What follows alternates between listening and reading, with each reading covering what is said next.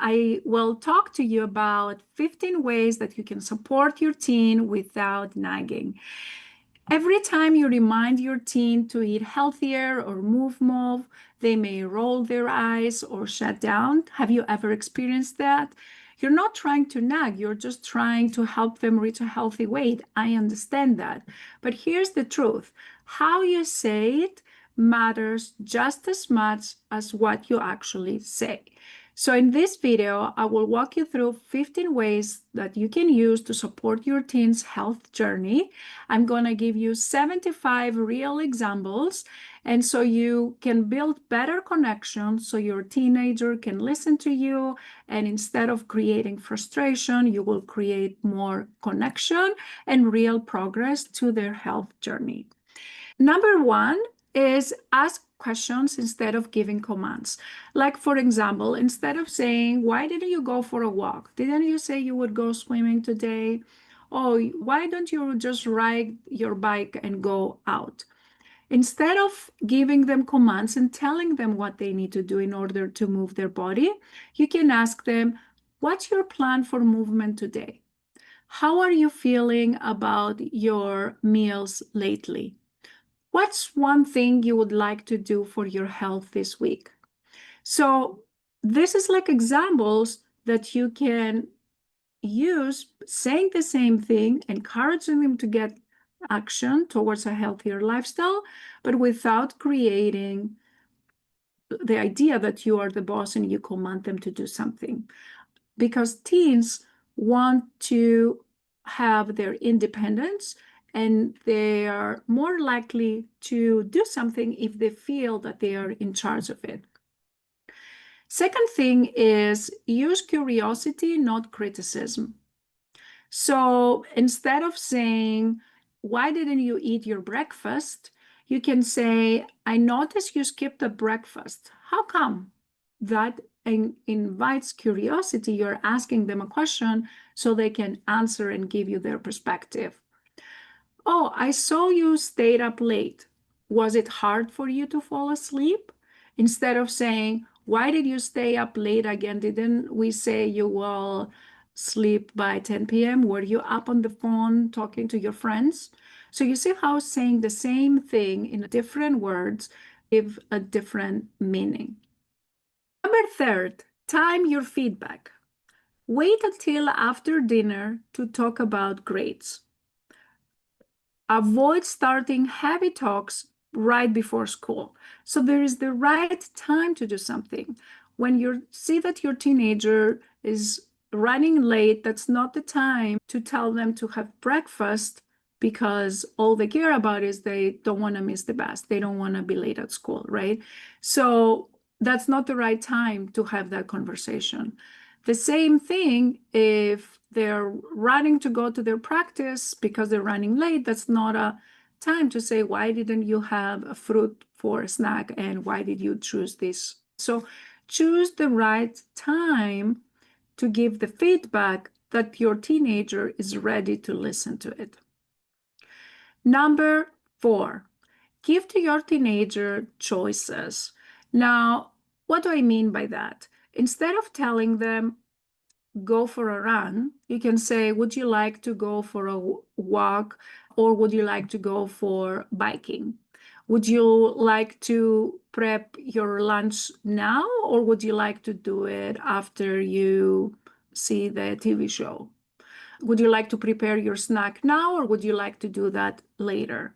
By giving them choice, both choices are good things that you want your teenager to do, but they have more control over when to do it, how to do it, which exactly of the two activities to do. So give them two choices that they're both healthy, that you both encourage them to do something, and they can decide which one of the two to do.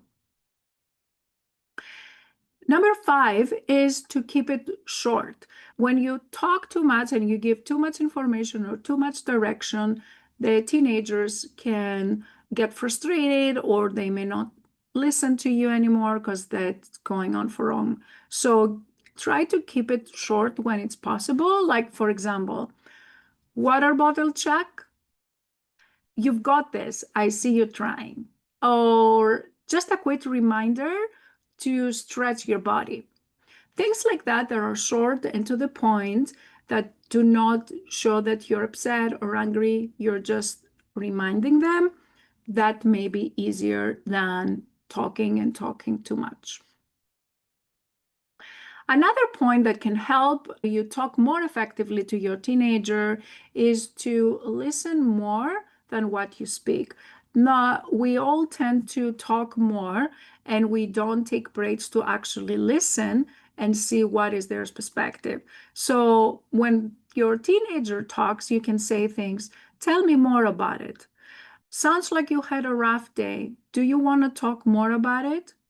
Or, yeah, I understand what you say makes sense.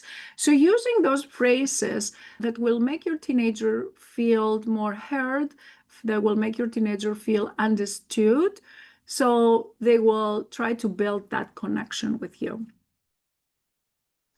Another way that you can talk more effectively with your teenager is use I statements. Instead of saying, why you don't chat with me anymore, you can say, I miss our chats.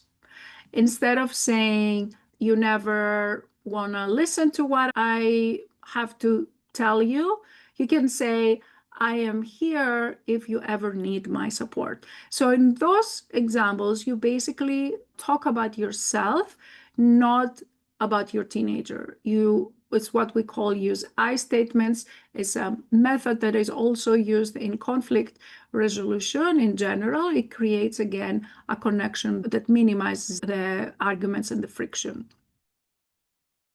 Another thing you can do is praise the effort, not the outcome. Oftentimes, the teenagers can make some effort and then they may give up because they don't get the results that they want. Praising the effort and not the outcome increases their motivation to keep on going. For example, I'm proud that you got out for a walk for 15 minutes today. I am glad that you tried something new at lunch today. You kept going even though it got tough. That's huge. I'm so impressed by you. Regardless of whether they get the results that they want, because the results will not be immediate, it requires constant effort. Praising the effort gives them an immediate reward that everybody wants to hear. And again, it builds their ability to keep on going. Another thing you can use as a technique to help your teenager listen to you more is to let them lead when it's possible. For example, you can say, do you have any ideas of any meals you'd like to try today? Or what is your healthy goal for this week? Is there anything you'd like to change in your routine this week? That way makes them think and decide what they want to do. Another thing is to validate their feelings. When a teenager comes and tell you something that they feel upset or they feel angry or they feel sad or they're frustrated, you can validate their feelings so that they feel heard and understood. That must feel overwhelming. Oh, I understand. It's okay to feel stuck sometimes. Oh, if I were you, I would probably feel the same. So that again builds connection. Another thing is to offer help, not pressure. Can I support you in your routine? Would you like help setting up a plan that works for you? So if they say yes, then you can offer that. If they deny, then you can take a step back. Because I know as parents, all parents want to help, but offer it in a way that is a suggestion, as a help, and it's not pressure. Also, what you can do to help your teenager is to model the behavior that you want them to take action upon. For example, if they want to drink more water, you can get a glass of water and say, oh, it feels so good to hydrate. So you actually model the behavior. If you want them to take more walks, then you can take a walk and ask them to join you. So instead of you asking them to do something that you yourself don't do, you actually do it, and then it's easier for them to follow that. Another thing is to avoid sarcasm or guilt tripping. So instead of saying, guess healthy eating is a lost cause, huh? So instead of, you can say, would you like help starting the day off strong? So instead of saying, finally, you're doing something about your health, you can say, it's great to see you doing something about your health. Instead of saying you never do anything right, you can say, oh, you did that. I admire you how you did that. Another thing is to use teen-friendly words. For example, you've got this, but I've got your back too. I trust you're figuring it out, but I'm here whenever you need me. Tell them that you act as a friend and you are there available to help them. And also, finally, remind them that you're on the same team. We've got this together. I'm not judging. I'm here to support you. You're not alone. I'm trying also to build healthy habits. Let's figure this out as a team. What can we do to be healthier? Small shifts in language make big impact. The words that we use are very powerful, and they're as powerful to provide support as it is the actual action that we ask them to do. If you like this episode and you want to get a cheat sheet with everything that I explained on this video, you can go to lifestyleforteens.com/talk, and you can get an outline of all the 15 ways to support your teen without seeming that you're nagging them.